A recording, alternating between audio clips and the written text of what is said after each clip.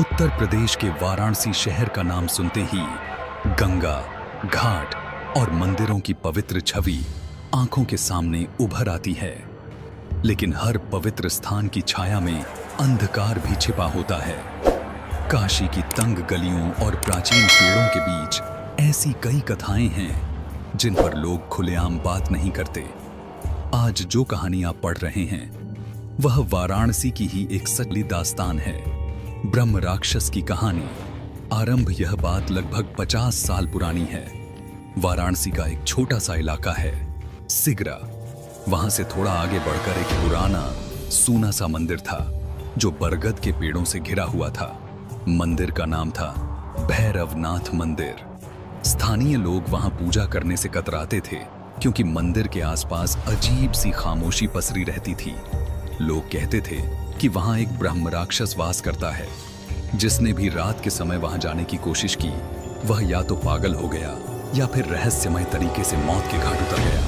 वाराणसी के बुजुर्ग बताते थे कि लगभग 200 साल पहले उस मंदिर में एक विद्वान ब्राह्मण रहता था। उसका नाम था पंडित श्यामनाथ। वह संस्कृत का महान जाता था पर उतना ही अभिमानी भी।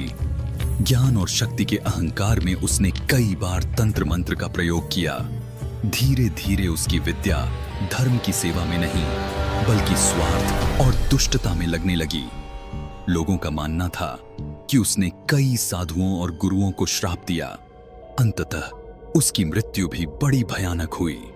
तांत्रिक अनुष्ठान करते समय वह आग में जलकर मर गया। धर्मशास्त्रों के अनुसार ऐसा ब्राह्मण जो अपने ज्ञान का दुरुपयोग करे और पापों में डूबा रहे, उसकी आत्मा मृत्यु के बाद ब्रह्म राक्षस बन जाती है। न आधा देव न आधा राक्षस। कहा जाता है पंडित श्यामनाथ की आत्मा उसी भैरवनाथ मंदिर में बंध गई। लोग उसे काशी का ब्रह्म राक्षस कहने लगे। साल 1972 की एक ठंडी रात थी। सिगरा के ही रहने वाले 3 कॉलेज छात्र राकेश, सुरेश और आनंद ने नशे में धुत होकर दोस्तों के बीच बाजी लगा ली। शर्त यह थी कि जो भी भैरवनाथ मंदिर में आधी रात को जाकर घंटा बजाएगा वही सबसे बहादुर कहलाएगा। रात के ठीक 12 बजे तीनों लड़के हंसते बोलते मंदिर की तरफ गए। रास्ता सुनसान था पर जब वे बरगद के पेड़ के पास पहुंचे तो अजीब सी ठंडक और डर महसूस हुआ। जैसे ही राकेश ने मंदिर का घंटा बजाया अचानक जोर की आंधी चली। पत्ते झड़ने लगे और मंदिर की टूटी मूर्तियों से अजीब सी कराहने की आवाज आई। अचानक आनंद ने देखा कि बरगद के नीचे एक विशाल काया खड़ी है। लंबे लंबे बाल, आंखें अंगारे की तरह लाल, शरीर आधा जला हुआ और हाथों में हड्डियों की माला। वह गरज कर बोला, कौन है जो मेरी नींद में खलल डाल रहा है? तीनों लड़के भय से कांपने लगे। सुरेश तो डर के मारे भाग गया लेकिन राकेश और आनंद वहीं जमे रह गए। अचानक वह आकृति राकेश पर टूट पड़ी। अगले दिन सुबह लोगों को मंदिर के बाहर राकेश की लाश मिली। चेहरा ऐसा था जैसे किसी ने उसकी आत्मा को निचोड़ लिया हो। उस घटना के बाद से मंदिर की दहशत और भी बढ़ गई। स्थानीय लोग मानते थे कि ब्रह्म राक्षस किसी भी इंसान की सबसे बड़ी कमजोरी पकड़ लेता है। अगर कोई लालच में आता है तो वह उसे धन के लालच से फंसाता है। अगर कोई अभिमानी है तो उसके अहंकार को चीर डालता है। गांव के कई लोगों ने बताया कि उन्हें रात में फुसफुसाहट सुनाई देती है, मुझे मुक्त करो, मुझे भोग चाहिए। कई बार तो राहगीरों ने देखा कि मंदिर के पास अचानक तेल का दिया जल उठता है जबकि वहां कोई इंसान नहीं होता। साल 1990 में वाराणसी में गंगा किनारे का इलाका चौक गौदौलिया बहुत चर्चित था। वहीं पास ही के घर में रहने वाली एक युवती सविता अचानक गायब हो गई। लोग कहते थे कि वह रोज शाम को भैरवनाथ मंदिर के पास से गुजरती थी और कई बार उसे अकेले बुदबुदाते देखा गया था। कुछ दिनों बाद उसकी लाश मंदिर के पीछे के कुएं से मिली। उसके चेहरे पर भय की ऐसी छाप थी कि देखने वाले का कलेजा कांप जाए।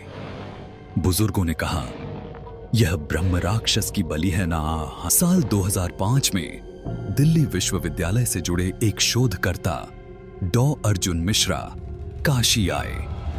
उन्हें लोक कथाओं और परालौकिक घटनाओं पर अध्ययन करना था। उन्होंने ब्रह्म राक्षस की इस कथा को सुना और ठान लिया कि वे खुद इसकी सच्चाई जानेंगे। डॉ मिश्रा ने गांव वालों से बातचीत की। सबने उन्हें चेतावनी दी, पर उन्होंने हार नहीं मानी। एक रात पूर्णिमा के समय वे भैरवनाथ मंदिर पहुंचे। हाथ में कैमरा और रिकॉर्डर था। जैसे ही उन्होंने मंदिर के भीतर कदम रखा, अचानक हवा भारी हो गई। उनकी सांसें तेज चलने लगीं। तभी एक आवाज गूंजी, ज्ञान ही मेरा गर्व था, गर्व ही मेरा पतन है। मिश्रा के कैमरे में धुंधली सी छवि कैद हुई। एक विशाल विकृत चेहरा जिसकी आंखों से खून टपक रहा था। अचानक वह आकृति चिल्लाई, मुझे मुक्ति चाहिए, कोई मुझे वेद पाठ से मुक्त करे।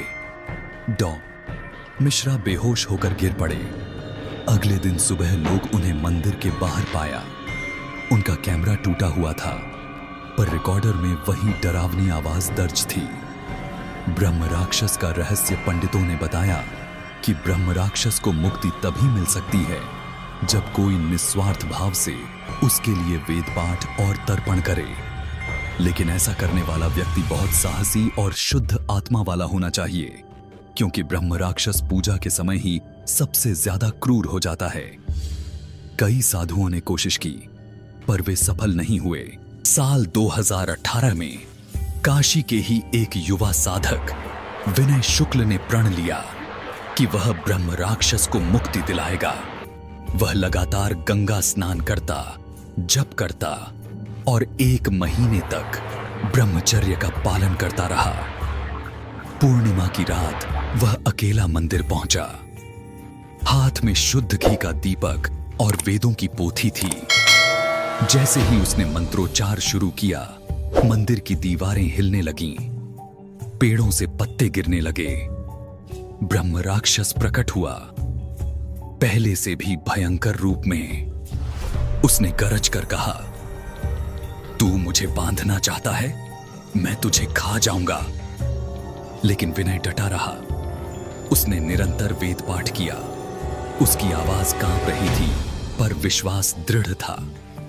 अचानक ब्रह्म राक्षस तड़पने लगा। उसका विशाल शरीर धुएं में बदलने लगा। उसने चीखते हुए कहा, शताब्दियों बाद कोई मुझे मुक्त कर रहा है। कुछ ही देर में उसका अस्तित्व धीरे धीरे हवा में विलीन हो गया। मंदिर में पहली बार शांति छा गई। दीपक की लौ स्थिर हो गई। आज भी वाराणसी के सिगरा इलाके में भैरवनाथ मंदिर खड़ा है। लोग कहते हैं कि अब वहां कोई भय नहीं है, लेकिन कई बार राहगीर कसम खाते हैं कि रात के समय उन्हें अब भी मंदिर से आती फुसफुसाहट सुनाई देती है। धन्यवाद मुझे मुक्त करने के लिए। और शायद यही है उस ब्रह्म राक्षस की आखिरी छाया, जो कभी विद्वान ब्राह्मण था, पर अभिमान और पाप के कारण राक्षस बन गया। दोस्तों, अगर आपको यह वाराणसी के ब्रह्म राक्षस की कहानी अच्छी लगी हो, तो इस वीडियो को लाइक करें और हमारे चैनल को सब्सक्राइब करना न भूलें।